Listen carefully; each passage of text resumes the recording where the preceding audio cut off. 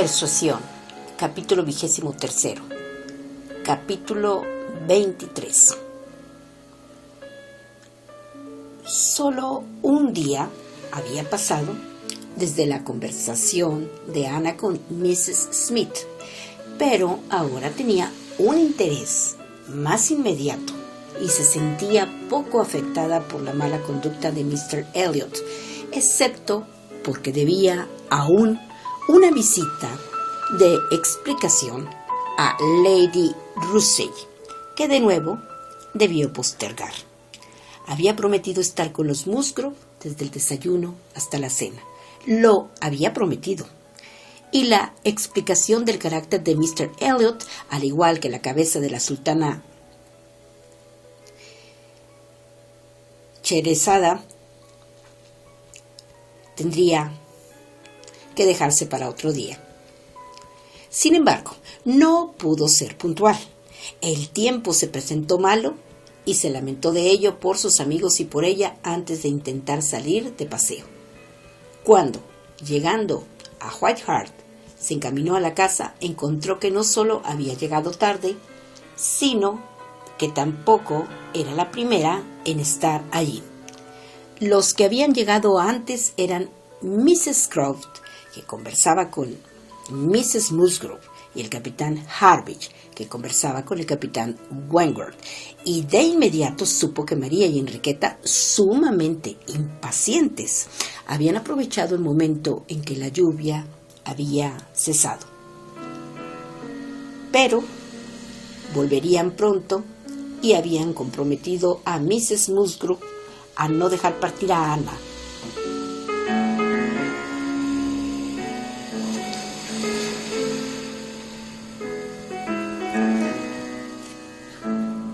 Hasta que ellas volvieran.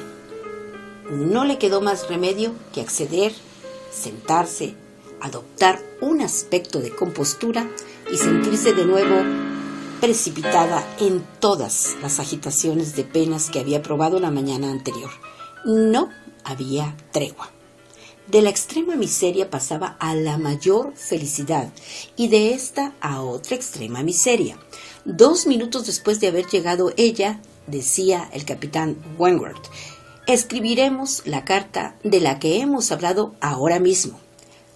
Harvey, si me proporciona usted los medios para hacerlo. Los materiales estaban a mano, sobre una mesa apartada. Ahí se dirigió él y, casi de espaldas a todo el mundo, comenzó a escribir. Mrs. Musgrove estaba contando a Mrs. Croft la historia del compromiso de su hija mayor, con ese tono de voz que quiere ser un murmullo, pero que todo el mundo puede escuchar. Ana sentía que ella no era parte de esa conversación, y sin embargo, como el capitán Harbridge parecía pensativo y poco dispuesto a hablar, no pudo evitar oír una serie de detalles. Como Mr. Musgrove y mi hermano Hayter se encontraron una y otra vez para ultimar los detalles, lo que mi hermano Hayter dijo un día y lo que Mr. Musgrove propuso al siguiente, y lo que le ocurrió a mi hermana Hayter, y lo que los jóvenes deseaban, y como lo dije en el primer momento, que jamás daría mi consentimiento, y como después pensé que no estaría tan mal, y muchas más cosas por el estilo. Detalles que aún con todo el gusto y la delicadeza de la buena Mrs. Musgrove no debían comunicarse, cosas que no tenían interés más que para los protagonistas del asunto. Mrs. Croft escuchaba de muy buen talante, y cuando decía algo era siempre sensata. Ana confiaba en que los caballeros estuvieran demasiado ocupados para oír. Considerando todas estas cosas, señora, decía Mrs. Musgrove, en un fuerte murmullo, aunque hubiéramos deseado otra cosa, no quisimos oponernos por más tiempo, porque Carlos Hayter está loco por ella, y Enriqueta más o menos lo mismo. Y así creímos que era mejor que se casaran cuanto antes y fueran felices, como han hecho tantos antes que ellos. En todo caso, esto es mejor que un compromiso largo. Es lo que iba a decir, exclamó Mrs. Croft. Prefiero que los jóvenes se establezcan con una renta pequeña y compartan las dificultades juntos antes que pasar por las peripecias de un largo compromiso. Siempre he pensado que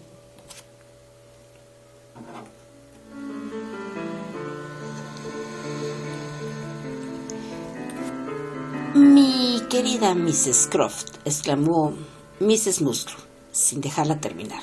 Nada hay tan abominable como un largo compromiso. Siempre he estado en contra de esto para mis hijos. Está bien estar comprometidos si se tiene la seguridad de casarse en 6 meses o aún en 1 año. Pero Dios nos libre de un compromiso largo.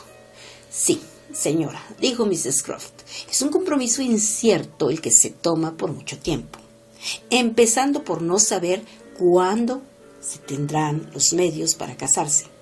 Creo que es poco seguro y poco sabio. Y creo también que todos los padres debieran evitarlo. Todos los padres deberían evitarlo hasta donde les fuera posible. Ana se sintió de pronto interesada. Sintió que esto se podía aplicar a ella. Se estremeció de pies a cabeza. Y en el mismo momento en que sus ojos se dirigían instintivamente a la mesa ocupada por el capitán Wentworth, este dejaba de escribir, levantaba la pluma y escuchaba. Al mismo tiempo que, volviendo la cabeza, cambiaba con ella una rápida mirada. Las dos señoras continuaron hablando de las verdades admitidas y dando ejemplos de los males que la ruptura de esta costumbre había acarreado a gentes conocidas, pero Ana no pudo oír bien, solamente sentía un murmullo y su mente daba vueltas. El capitán Harville, que nada había escuchado, dejó en este momento su silla y se acercó a la ventana. Ana pareció mirarlo, aunque la verdad es que su pensamiento estaba ausente. Por fin comprendió que Harville la invitaba a sentarse a su lado. La miraba con una ligera sonrisa y un movimiento de cabeza que parecía decir: «Venga, tengo algo que decirle». Y sus modales, sencillos y llenos de naturalidad, pareciendo corresponder a un conocimiento más antiguo, invitaban también a que se sentara a su lado. Ella se levantó y se aproximó.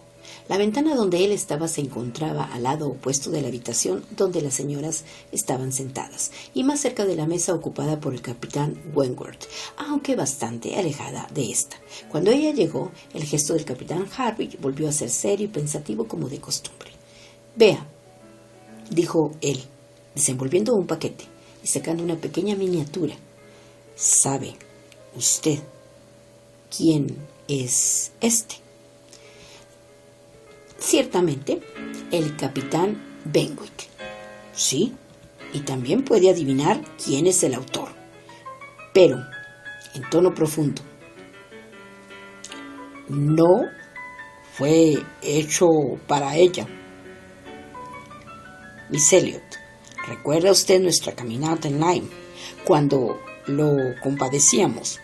Bien poco imaginaba yo que... Pero esto no viene al caso. Esto fue hecho en el Cabo. Se encontró en el Cabo con una hábil artista alemán y cumpliendo una promesa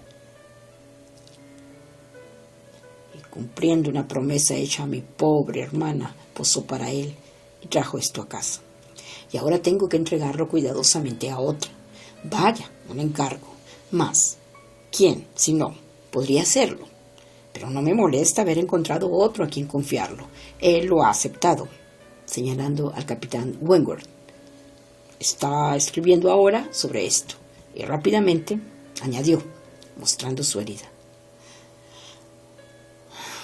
«Pobre Fanny, ella no lo había olvidado tan pronto». «No», replicó Ana con voz baja y llena de sentimiento. «Bien lo creo». No estaba en su naturaleza. Ella lo adoraba. No estaría en la naturaleza de ninguna mujer que amara de verdad. El capitán Harville sonrió y dijo: «¿Pide usted este privilegio para su sexo?». Y ella, sonriendo también, dijo: «Sí, nosotras no nos olvidamos tan pronto de ustedes como ustedes se olvidan de nosotras. Quizá sea este nuestro destino y no un mérito de nuestra parte. No podemos evitarlo. Vivimos en casa, quietas, retraídas, y nuestros sentimientos nos avasallan. Ustedes se ven obligados a andar. Tienen una profesión, propósitos, negocios de una u otra clase, que los llevan sin tardar de vuelta al mundo, y la ocupación continua y el cambio mitigan las impresiones.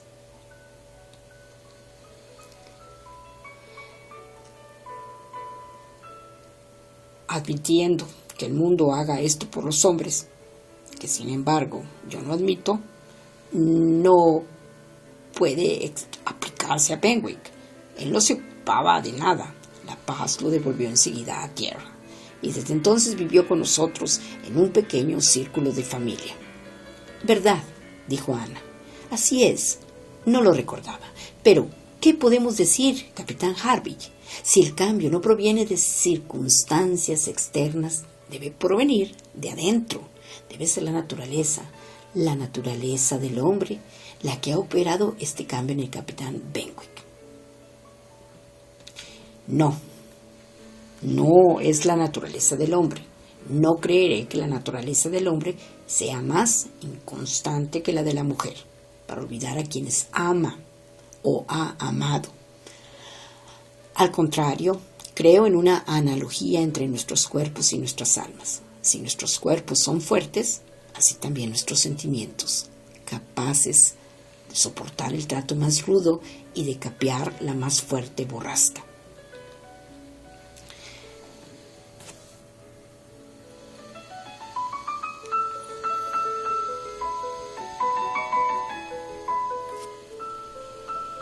«Sus sentimientos podrán ser más fuertes», replicó Ana, «pero la misma analogía me autoriza a creer que los de las mujeres son más tiernos.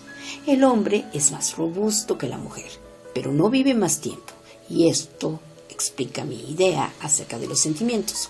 No, sería muy duro para ustedes si fuese de otra manera. Tienen dificultades, peligros y privaciones contra los que deben luchar.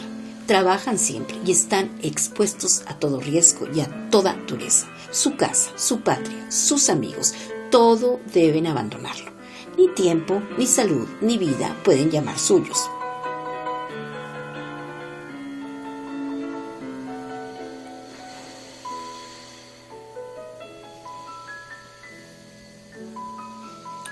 Debe ser, en verdad, bien duro. Su voz falló un poco. Si a todo esto debieran unirse los sentimientos de una mujer.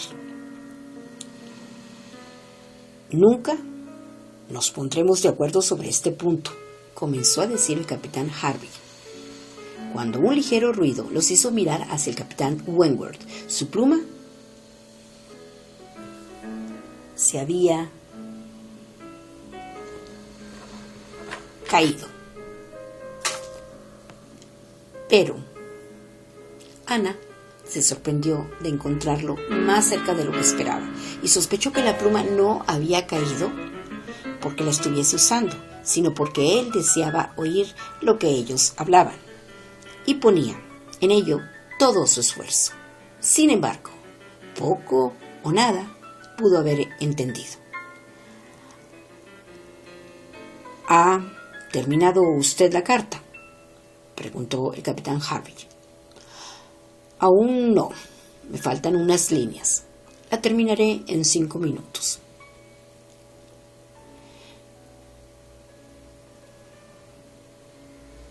Yo no tengo prisa. Estaré listo cuando usted lo esté. Tengo aquí una buena ancla, sonriendo a Ana. No deseo nada más. No tengo ninguna prisa. Bien, Miss Elliot, bajando la voz. Como decía, creo que nunca nos pondremos de acuerdo en este punto. Ningún hombre y ninguna mujer lo harán probablemente, pero déjeme decirle que todas las historias están en contra de ustedes, todas, en prosa o en verso.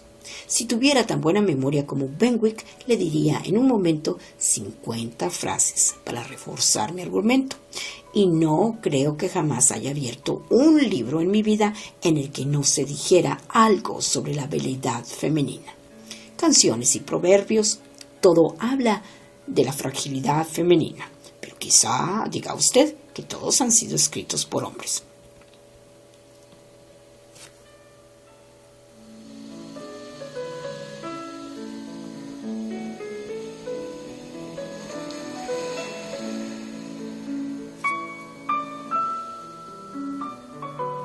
Quizá lo diga, pero, por favor, no ponga ningún ejemplo de libros.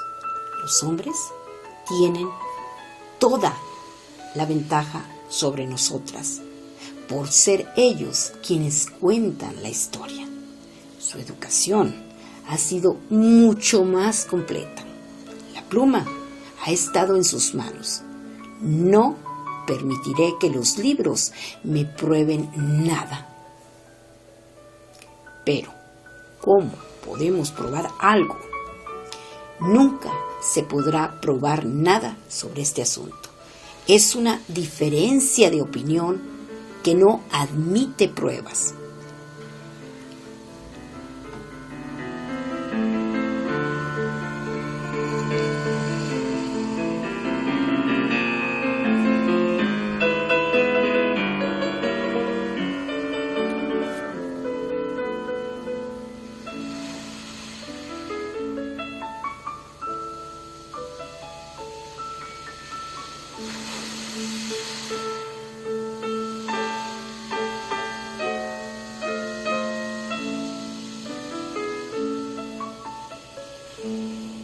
Posiblemente ambos comenzaríamos con una pequeña circunstancia en favor de nuestro sexo y sobre ella construiríamos cuanto se nos ocurriera y hayamos visto en nuestros círculos. Y muchas de las cosas que sabemos, quizá aquellas que más han llamado nuestra atención, no podrían decirse sin traicionar una confidencia o decir lo que no debe decirse. ¡Ah!, exclamó el capitán Harvey.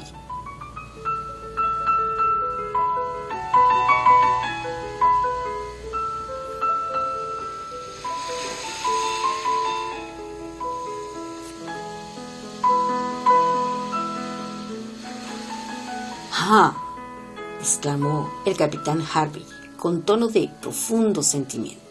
Si solamente pudiera hacerle comprender lo que sufre un hombre cuando mira por última vez a su esposa y a sus hijos y ve el barco que los ha llevado hasta él, alejarse, y se da vuelta y dice: ¿quién sabe si volveré a verlos alguna vez?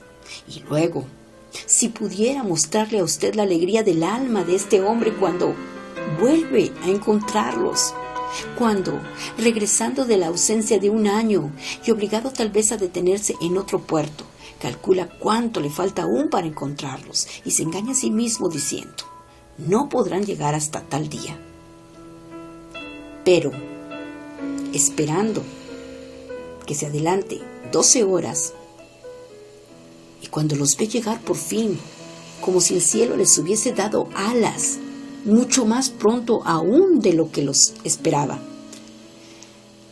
Si pudiera describirle todo esto y todo lo que un hombre puede soportar y hacer, y las glorias que puede obtener por estos tesoros de su existencia. Hablo, por supuesto, de hombres de corazón. Y se llevó la mano al suyo con emoción. Ah, dijo Ana,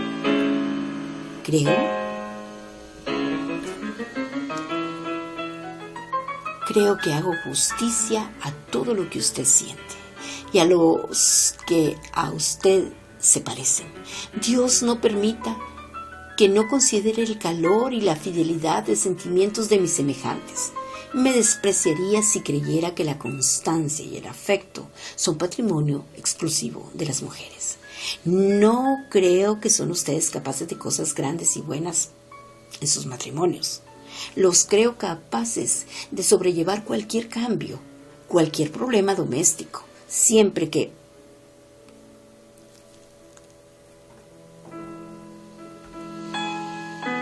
Si se me permite decirlo, siempre que tengan un objeto, quiero decir, mientras la mujer que ustedes aman vive y vive para ustedes. El único privilegio que reclamo para mi sexo no es demasiado envidiable, no se alarme. Es que nuestro amor es más grande cuando la existencia o la esperanza han desaparecido. No pudo decir nada más. Su corazón estaba a punto de estallar y su aliento entrecortado. Tiene usted un gran corazón, exclamó el capitán Harvey, tomándole el brazo afectuosamente. No habrá más discusiones entre nosotros. En lo que se refiere a Benwick, mi lengua está atada a partir de este momento. Debieron prestar atención a los otros. Mrs. Scrubb se retiraba. Aquí debemos separarnos, Federico, dijo ella. Yo voy a casa y tú tienes un compromiso con tu amigo. Esta noche tendremos el placer de encontrarnos todos nuevamente en su reunión.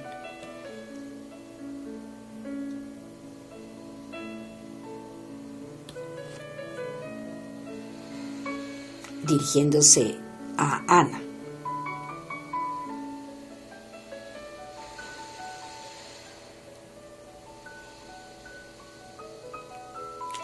Recibimos ayer la tarjeta de su hermana y creo que Federico tiene también invitación, aunque no la he visto. Tú estás libre, Federico, ¿no es así?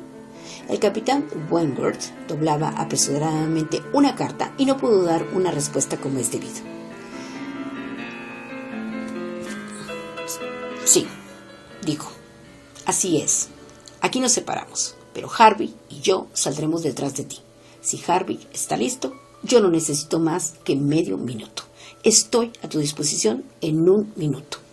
Mrs. Scrubb los dejó y el capitán Wentworth, habiendo doblado con rapidez su carta, estuvo listo y pareció realmente impaciente por partir. Ana no sabía cómo interpretarlo. Recibió el más cariñoso «Buenos días, quede usted con Dios», el capitán Harvey, pero de él ni un gesto, ni una mirada. Había salido del cuarto sin una mirada.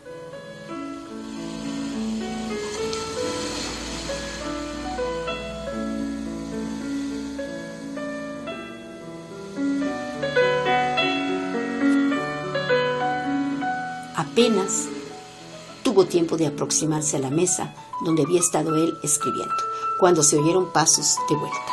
Se abrió la puerta. Era él. Pedía perdón, pero había olvidado los guantes y cruzando el salón hasta la mesa de escribir y parándose de espaldas a Mrs. Musgrove, sacó una carta de entre los desparramados papeles y la colocó delante de los ojos de Ana con mirada ansiosamente fija en ella por un tiempo, y tomando sus guantes se alejó del salón, casi antes de que Mrs. Musgrove se hubiera dado cuenta de su vuelta. La revolución que por un instante se operó en Ana fue casi inexplicable. La carta, con una dirección apenas legible, a Miss A. E. era evidentemente la que había doblado tan aprisa. Mientras se suponía que se dirigía únicamente al capitán Benwick, le había estado escribiendo a ella. Del contenido de esa carta dependía todo lo que el mundo podía ofrecerle. Todo era posible, todo debía afrontarse antes que la duda.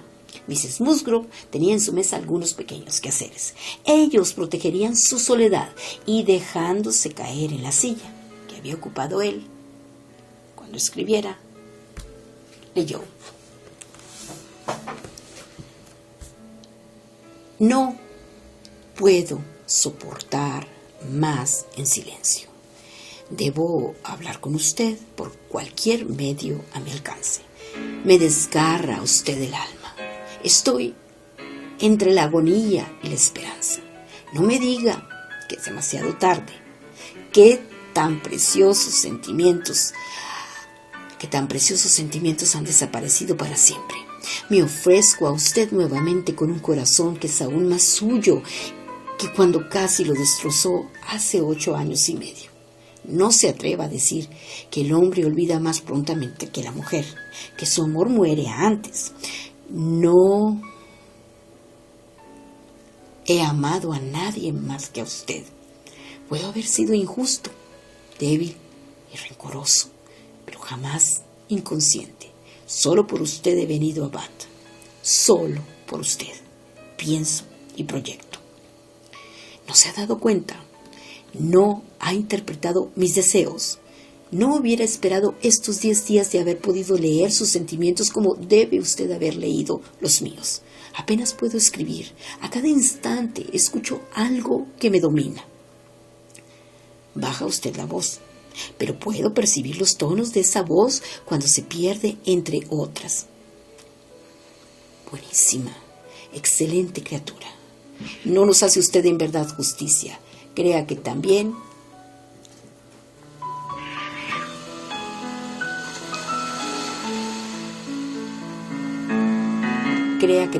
hay verdadero afecto y constancia entre los hombres. Crea usted que estas dos cosas tienen todo el fervor de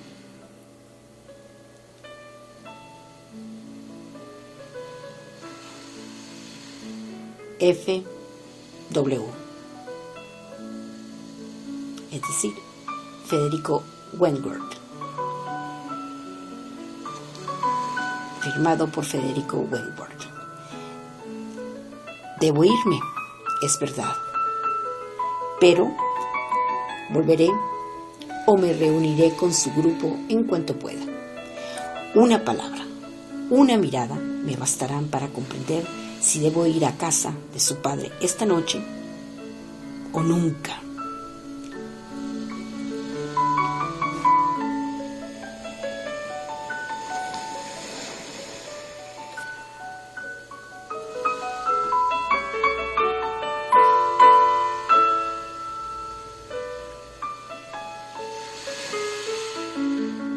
No era fácil reponerse del efecto de semejante carta. Media hora de soledad y reflexión la hubiera tranquilizado, pero los 10 minutos que pasaron antes de ser interrumpida, con todos los inconvenientes de su situación, no hicieron sino agitarla más. A cada instante crecía su desasosiego. Era lo que sentía. Era ella la que sentía una felicidad aplastante, y antes de que hubiera traspuesto el primer peldaño de sensaciones, Carlos, María y Enriqueta ya estaban de vuelta. La absoluta necesidad de reponerse produjo cierta lucha, pero después de un momento no pudo hacer nada más.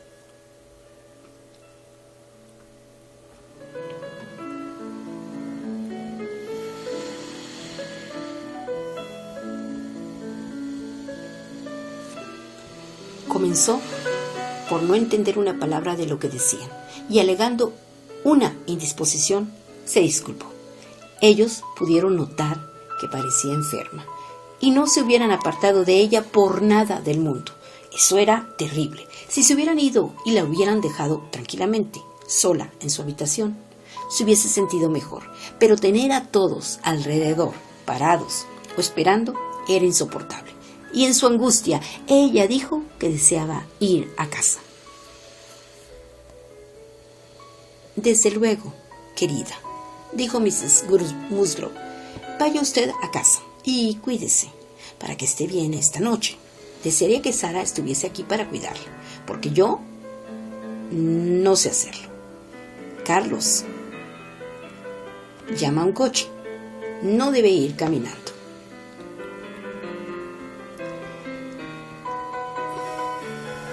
No era un coche lo que necesitaba. Lo peor de lo peor. Perder la oportunidad de conversar 2 palabras con el capitán Wentworth en su tranquila vuelta a casa. Y tenía casi la certeza de encontrarlo. Era insoportable. Protestó enérgicamente en contra del coche, y Mrs. Musgrove, que solamente podía imaginar una clase de enfermedad, habiéndose convencido de que no había sufrido ninguna caída, que Ana no había resbalado y que no tenía ningún golpe en la cabeza, se despidió alegremente y esperó encontrarla bien por la noche. Ansiosa de evitar cualquier malentendido, Ana, con cierta resistencia, dijo: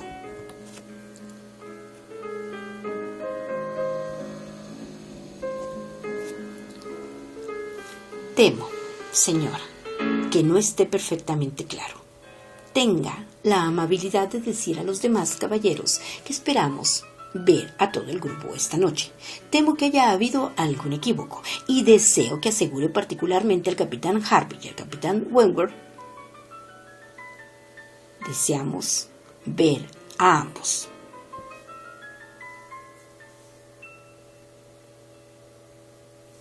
«Ah, querida mía, está todo muy claro, se lo aseguro. El capitán Harvey está decidido a no faltar». «¿Lo cree usted? Pues yo tengo mis dudas y lo lamentaría mucho. Promete mencionar esto cuando los vea de nuevo». «Me atrevo a decir que verá a ambos esta mañana. Prométamelo, usted». «Desde luego, si ese es su deseo. Carlos, si ves al capitán Harvey en alguna parte, no olvides de darle el mensaje de Miss Ana. Pero de verdad, querida mía, no necesita intranquilizarse. El capitán Harvey casi se ha comprometido y lo mismo me atrevería a decir del capitán Wentworth». Ana no podía decir más. Su corazón presentía que algo empañaría su dicha, pero de cualquier manera, el equívoco no sería largo. En caso que él no concurriera a Camden Place, ella podría enviar algún mensaje por medio del capitán Harvey. Otro inconveniente surgió. Carlos, con su natural amabilidad, quería acompañarla a casa. No había manera de disuadirlo. Esto fue casi cruel, pero no podía ser mal agradecida. Él sacrificaba otro compromiso para serle útil y partió con él, sin dejar traslucir otro sentimiento que el de la gratitud.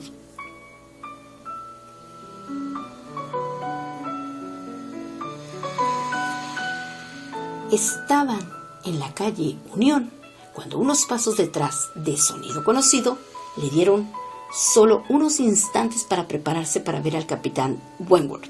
Se les unió, pero como dudaba si quedarse o pasar de largo, no dijo nada y se limitó a mirar. Ana se dominó lo bastante como para refrenar aquella mirada sin retirar la suya. Las pálidas mejillas de él se colorearon y sus movimientos de duda se hicieron decididos. Se puso al lado de ella. En ese instante, asaltado por una idea repentina, Carlos dijo: «Capitán Wentworth, ¿hacia dónde va usted? ¿Hasta la calle Guy o más lejos?» «No sabría decirlo», contestó el capitán Wentworth, sorprendido. «Va usted hasta Belmont. Va cerca de Camden Place, porque en caso de ser así, no tendré inconveniente en pedirle que tome mi puesto y acompañe a Ana hasta la casa de su padre. No se encuentra muy bien y no puede ir sin compañía. Yo tengo una cita en la plaza del mercado. Me han prometido mostrarme una escopeta que piensan vender.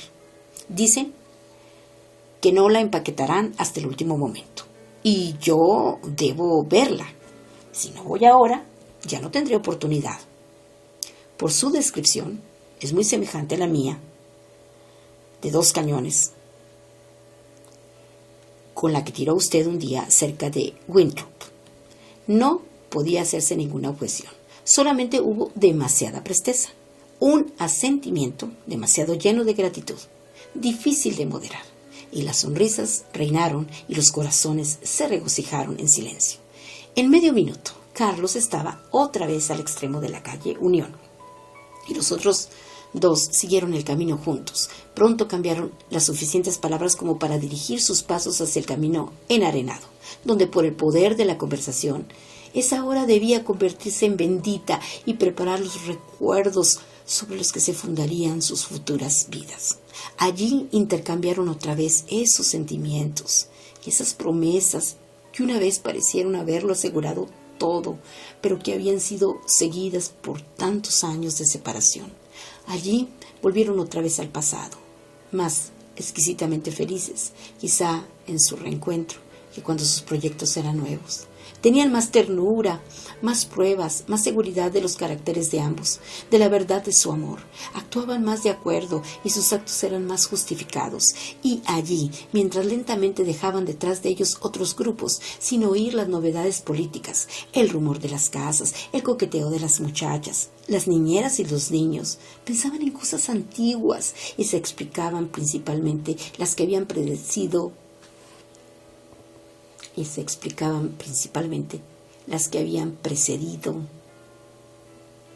al momento presente, cosas que estaban tan llenas de significado e interés. Comentaron todas las vicisitudes de la última semana y apenas podían dejar de hablar del día anterior y del día en curso.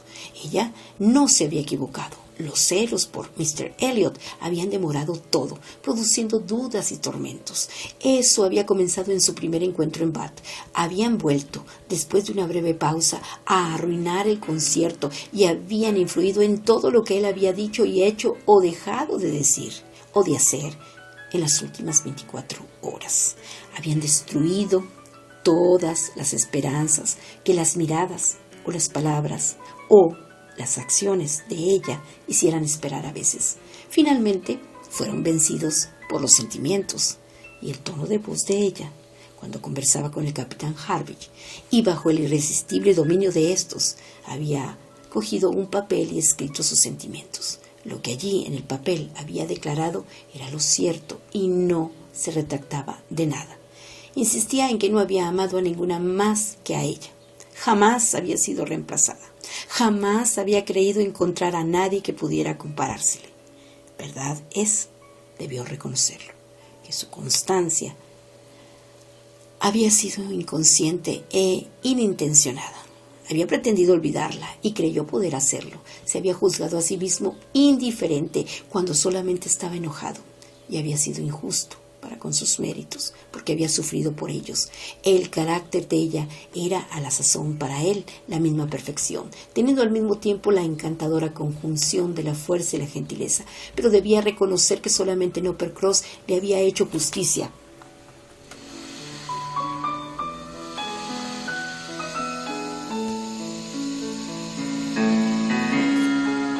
Y solamente en Lyme había empezado a entenderse a sí mismo. En Lyme había recibido más de una lección. La admiración de Mr. Elliot lo había exaltado. Y las escenas en Cobb y en casa del capitán Harvey habían demostrado la superioridad de ella.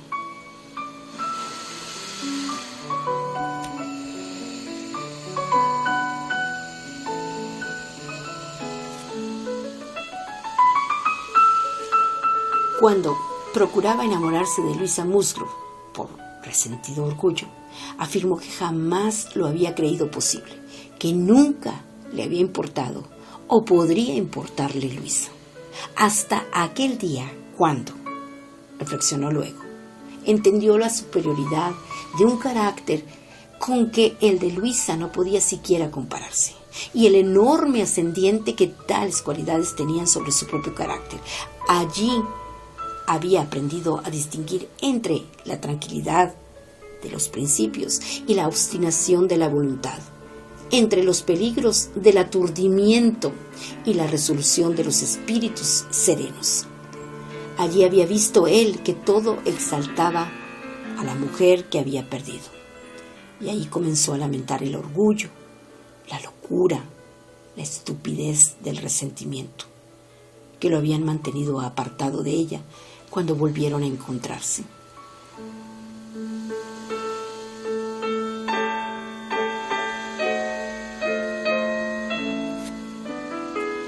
Desde entonces comenzó a sufrir intensamente. Apenas se había visto libre del horror y del remordimiento de los primeros días del accidente de Luisa, apenas comenzaba a sentirse vivir nuevamente. Cuando se sintió vivo, es cierto, pero no ya libre. Encontré, dijo, que Harvey me consideraba un hombre comprometido, que ni Harvey ni su esposa dudaban de nuestro mutuo afecto. Me quedé sorprendido y disgustado. En cierto modo, podía desmentir eso de inmediato, pero cuando comencé a pensar que otros podrían imaginar lo mismo, su propia familia, Luisa misma, ya no me sentí libre. Para honrarla, estaba dispuesto a ser suyo. No estaba prevenido. Nunca pensé en eso seriamente. No supuse que mi excesiva intimidad podría causar tanto daño y que no tenía derecho a tratar de enamorarme de alguna de las muchachas, a riesgo de no dejar bien parada mi reputación o causar males peores. Había estado estúpidamente equivocado y debía pagar las consecuencias. En una palabra, demasiado tarde comprendió que se había comprometido en cierto modo, y eso justo al momento de descubrir que no le importaba nada de Luisa. Debía considerarse atado a Luisa si los sentimientos de ella eran los que los Harvey suponían. Esto lo decidió alejarse de Lyme y esperar en otra parte el restablecimiento de la joven. De la manera más decente posible, estaba dispuesto a disminuir cualquier sentimiento o inclinación que hacia él pudiese sentir Luisa. Y así fue a ver a su hermano, esperando después volver a Kellynch y actuar de acuerdo con las circunstancias. Pasé 3 semanas con Eduardo y verlo feliz fue mi mayor placer. Me preguntó por usted con sumo interés. Me preguntó si había cambiado usted mucho, sin sospechar que para mí será usted siempre la misma. Ana sonrió y dejó pasar esto. Era un despropósito demasiado halagador para reprochárselo. Es grato para una mujer de 28 años oír afirmar que no ha perdido ninguno de los encantos de la primera juventud, pero el valor de este homenaje aumentaba además para Ana al compararlo con palabras anteriores y sentir que eran el resultado y no la causa de sus nuevos y cálidos sentimientos. Él había permanecido en Shropshire, lamentando la ceguera de su orgullo y de sus desatinados cálculos, hasta que se sintió libre de Luisa por el sorprendente compromiso con Benwick. Ahí, añadió, terminó lo peor de mi pesadilla, porque entonces al menos podía buscar la felicidad otra vez. Podía moverme, hacer algo, pero estar esperando tanto tiempo y no teniendo más perspectiva que el sacrificio era espantoso. En los primeros 5 minutos me dije, estaré en Bath el miércoles. Y aquí estuve, esperando. Es perdonable que haya pensado en que podía venir y haber llegado con ciertas esperanzas. Usted estaba soltera. Era posible que también conservara los mismos sentimientos que yo. Además, tenía otras cosas que me alentaban. Nunca dudé que usted había sido amada y buscada por otros, pero seguramente sabía que había rehusado, por lo menos, a un hombre con más méritos para aspirar a usted que yo. Y no podía menos que preguntarme, ¿será por mí? Tuvieron mucho que decirse sobre su primer encuentro en la calle Milsom, pero más aún sobre el concierto. Aquella velada parecía estar hecha de momentos deliciosos. El momento en que ella se paró en el cuarto octagonal para hablarle, el momento de la aparición de Mr. Elliot llevándosela, y 1 o 2 momentos más marcados por la esperanza o el desaliento, fueron comentados con entusiasmo. «Verla a usted», exclamó él, en medio de aquellos que no podían quererme bien, ver a su primo a su lado, conversando y sonriendo, y ver todas las espantosas desigualdades e inconvenientes de tal matrimonio. Saber que este era el íntimo deseo de cualquiera que tuviese influencia sobre usted, aunque sus sentimientos fueran de indiferencia. Considerar cuántos apoyos tenía él. ¿No era todo aquello bastante para hacer de mí el idiota que parecía?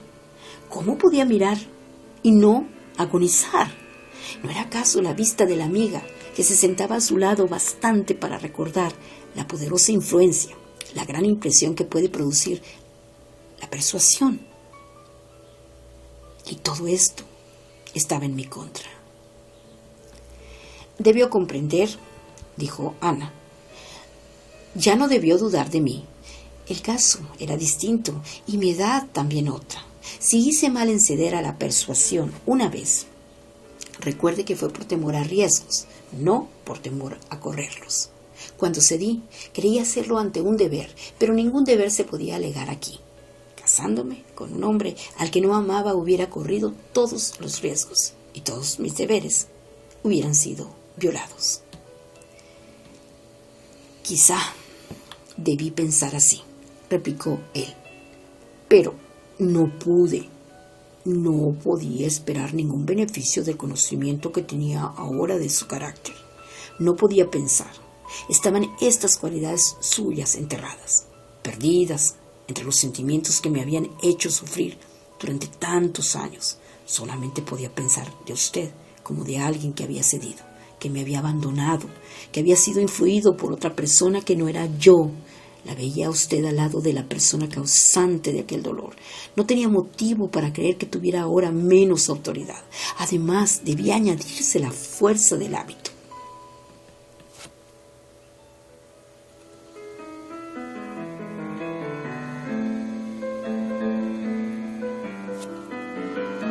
Yo creía, dijo Ana, que mis modales para con usted lo habrían salvado de pensar esto.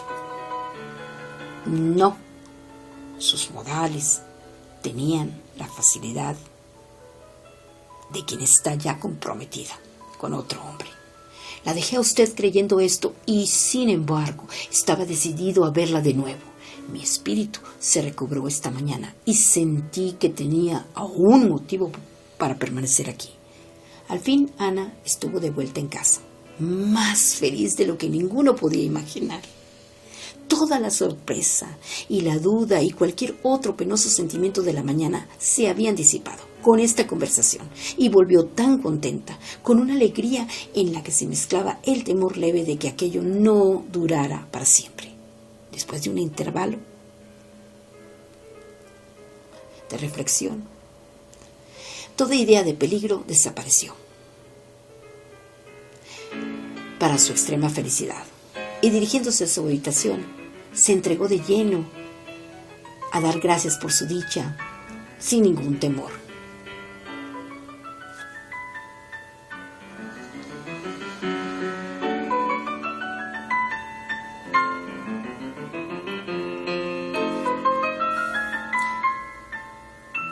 Llegó la noche, se iluminó la sala y llegaron los invitados.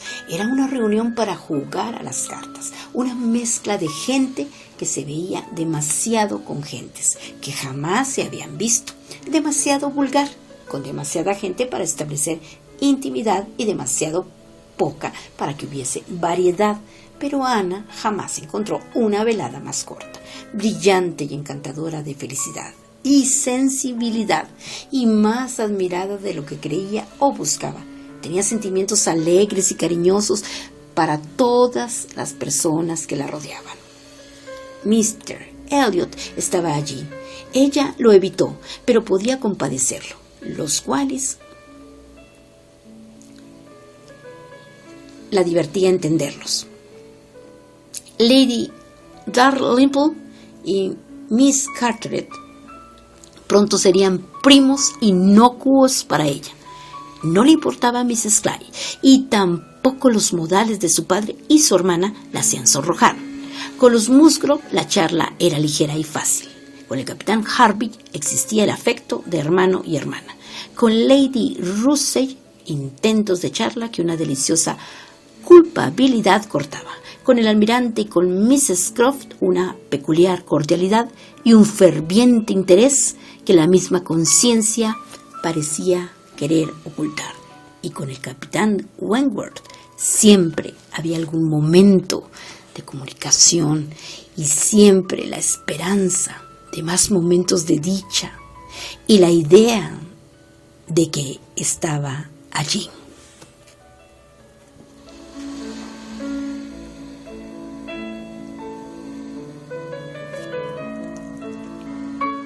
En uno de esos breves momentos en los que parecían admirar un grupo de hermosas plantas, ella dijo: he estado pensando acerca del pasado y tratando imparcialmente de juzgar lo bueno y lo malo en lo que a mí concierne. Y he llegado a la conclusión de que hice bien, pese a lo que sufrí por ello, que tuve razón en dejarme dirigir por la amiga que ya aprenderá usted a querer. Para mí, ella era mi madre. Por favor, no se equivoque al juzgarme. No digo que ella haya hecho lo correcto. Fue uno de esos casos en que los consejos son buenos o malos según lo que ocurra más adelante. Y yo, por mi parte, en igualdad de circunstancias, jamás daré un consejo semejante. Pero digo que tuve razón en obedecerle y que de haber obrado en otra forma hubiera sufrido más en continuar el compromiso que en romperlo, porque mi conciencia hubiera sufrido. Ahora, dentro de lo que la naturaleza humana nos permite, no tengo nada que reprocharme. Y si no me equivoco, un gran sentido del deber es una buena cualidad en una mujer. Él la miró a Lady Russell y volviendo a mirarla, exclamó fría y deliberadamente: todavía no, pero puede tener ciertas esperanzas de ser perdonada con el tiempo. Espero tener piedad de ella pronto, pero yo también he pensado en el pasado y se me ha ocurrido que quizá tenía un enemigo peor que esa señora: yo mismo. Dígame usted, si cuando volví a Inglaterra en el año 8, con unos pocos cientos de libras, y se me destinó al Laconia, si yo le hubiese escrito a usted, ¿hubiera contestado a mi carta? ¿O hubiera, en una palabra, renovado el compromiso? Lo habría hecho, repuso ella, y su acento fue decisivo. Dios mío, dijo él, lo habría renovado usted. No es que no lo hubiera yo querido o deseado como coronamiento de todos mis otros éxitos, pero yo era orgulloso, muy orgulloso para pedir de nuevo. No la comprendía a usted, tenía los ojos cerrados y no quería hacerle justicia. Este recuerdo me hace perdonar a cualquiera antes que a mí mismo. 6 años de separación y sufrimiento habrían podido evitarse. Es esta una especie de dolor nuevo. Me había acostumbrado a sentirme acreedor a toda la dicha de que pudiera disfrutar. Había juzgado que merecía recompensas, como otros grandes hombres ante el infortunio, añadió sonriendo. ¿Debo aprender a humillarme ante mi buena suerte? ¿Debo comprender que soy más feliz de lo que Debo comprender que soy más feliz de lo que merezco?